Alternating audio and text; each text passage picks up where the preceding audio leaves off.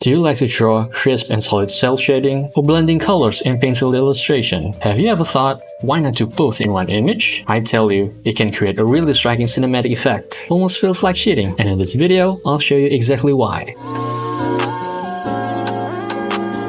Welcome back to the channel, where you can improve your drawing skills and discuss the latest pop culture. Today, join me in experimenting to combine two different styles I never thought would work together. It's a tricky mix. It also comes with some cheats. Stay tuned and I'll show you. So, painted image uses pressure-sensitive brushes to build up form, defining shapes and edges. Cel shading, on the other hand, plays by a different set of rules. Hard-edged shadows, sharp line art, solid blocks of color. Just bold, unapologetic contrast. For the longest time, I thought painting an illustration meant everything had to be fully rendered. Solid lines weren't an option, but now it is considered cool to combine them, so let's try it. The result? Explosive. You'll see it all over ArtStation, and Riot's latest fighting game 2XKO pushes it beautifully. And of course, animation, where painted environments swallow cel-shaded characters, blending them into something that feels straight out of movie frame. And that's the vibe I'm aiming for. With Invincible Season 3 wrapped up, I've got some scenes I like to explore while waiting for Season 4. So let's dive in. There's this scene in Season 3 where Mark and Adam Eve decide to jump straight into an underground disaster zone. Lava, rocks, complete chaos. To rescue some heroes and fight Dr. Seismic. This scene had everything. Danger, energy, skill. I had to illustrate it. I started by sketching out the chaos. Adam Eve facing off against Dr. Seismic, while Invincible battles a swarm of giant insects in the background. But Eve is the focus here, so I pushed Invincible and the insects further into the scene, letting her take the center stage. I mostly draw on Clip Studio Paint, by the way. Since I plan to cel shade the characters, I sketch them in few passes, while keeping the environment rough for more organic and easier painting. For the line art, I made the characters at the front thicker to make them pop, while keeping those in the back thinner for depth. I was unsure about the line weight though. Should I make them the same thickness? Next, I tackle face colors and shading. This is where contrast and depth start making an impact. Bright saturated tones for the characters, pulling them forward against a dark, desaturated environment. Except for the lava. That had to be blazing. Violent reds, searing yellows, radiating heat and intensity. For cel shading, I used a compressed, tilted around hard brush to keep edges sharp and deliberate. Meanwhile, painted sections required a mix. Pressure-sensitive opacity and textured strokes, then blending where it's necessary. To establish shadows fast, I relied on multiply layer, masking out shaded areas without worrying about the hue and value, just areas. But here's the problem. Value and contrast fought me the entire way, adjusting, second-guessing, tweaking, until I realized I should have planned the lighting and values first. Mapping out values beforehand would have saved me from this mess. So trust me, plan your image first. Line art doesn't mean color will magically fall into place.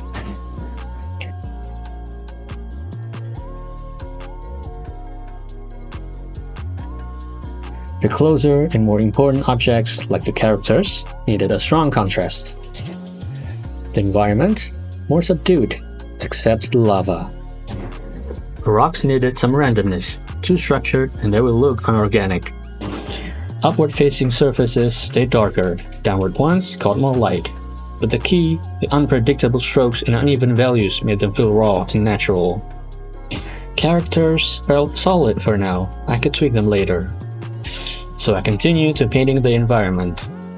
Since the main light source was from below, anything facing upward caught an eerie blue fill light. Here's an example.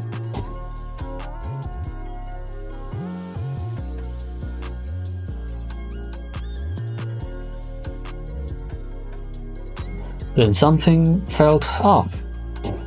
I stepped back, moved away from the image, let my eyes reset. And that's when it hit me.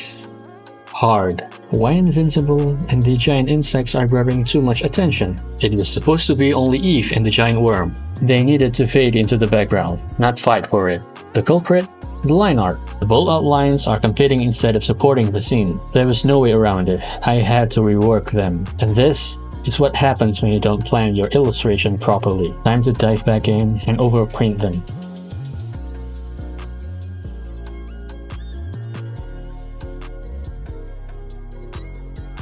Dark areas couldn't be empty. Shadows had to breathe. The contrast between fiery lava and cooler rocks created the perfect balance. Look at the progress so far. It's working. The characters pop effortlessly, standing out against the painted backdrop. And that is basically cheating.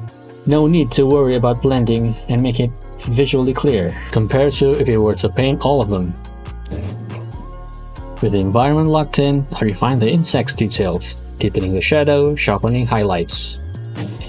Then, the final strike, a burst of hot glow dodge, amping up their intensity.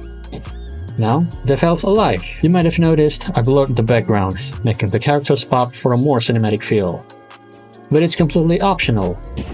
Here's the thing about animation. It's built for movement, meaning it requires different drawings for every frame. That's why animators keep the layering minimal. Face color, shadow, highlight, no room for excess layers. And this is the next cheat. Illustration doesn't have that restriction. Yes, the image isn't moving, but what you can add is unlimited. Soft brushes, extra effects, dramatic lighting shifts, and yet the characters never lose their solidity. Look at this. Beyond shadow and highlights, I can stack multiple layer modes to crank up the intensity. Glow, overlays, depth boost, all adjustable. That is the beauty of illustration. It lets you refine, enhance, and dramatize in ways animation never could. Now, it's all about bringing everything together, adjusting hues, balancing highlights, and making sure every section feels seamlessly connected. Full ambient shadows help integrate everything into the scene, pulling elements together. I can even tweak the lineup, lighten it, darken it, whatever best for the scene. But it still lacks something. It is all purple and orange mostly. Do you know what's not there? Green. So I added a green rim light. Why not? Does it make sense? Not really. Did it make the image better? Absolutely. Just a little more. Add more lighting here and there, reinforcing what's already there. Atmospheric fog for depth, darkening the lower part of the worm to push the upper section forward. A stronger highlight for tactile seismic, making sure viewers don't forget that there's a person on top of the worm's head. And a subtle blush on Eve's lips, just enough to add warmth. And with that, it's done. Looking at the final piece, Invincible himself feels, well, a bit invisible. Should he get more highlights? Maybe. Brightening him up or adding a rim light could make him stand out a little bit without breaking the composition. So let me know how you want to approach this. Sometimes the smallest tweak is the game changer.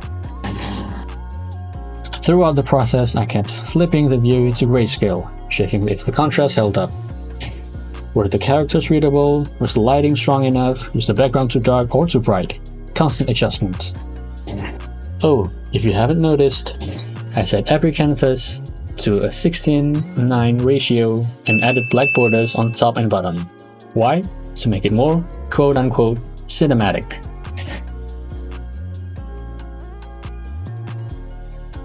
So, what did we learn today? Plan your image.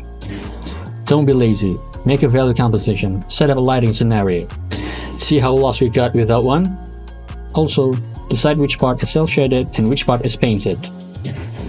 No worries about edges. Cel-shading and line art instantly make objects pop from painted areas. Use it to your advantage. Unlimited layers. Unlike animation, we can stack as many layers as we need for extra effects. No restrictions here. Adjust the line art. Pure black isn't the only option. Brighten it, tint it, whatever strengthens the story. Additional glow. Cel-shaded parts can feel separate from the painted areas. Bring them together with the lighting. It makes everything feel like it belongs in the same universe. Cinematic tricks. Blur the foreground and background, use a movie screen ratio, add black borders and subtitle. Absolute cinema. And that is how I combine those approaches. Hopefully you picked up a few tricks along the way. or at least had fun watching the process unfold. Do you have anything to add? Tell us how would you do it, because this is just one of many ways of achieving the same goal. Art is all about experimenting, problem solving, and sometimes just winging it until something clicks. The goal is always the same: make the scene hit. Now go out there, push some colors, find some sheets, blur some backgrounds, and tell us what you find. Maybe you'll find your own approach. Thank you for joining me today. I appreciate any kind of support. Until next time, cheers!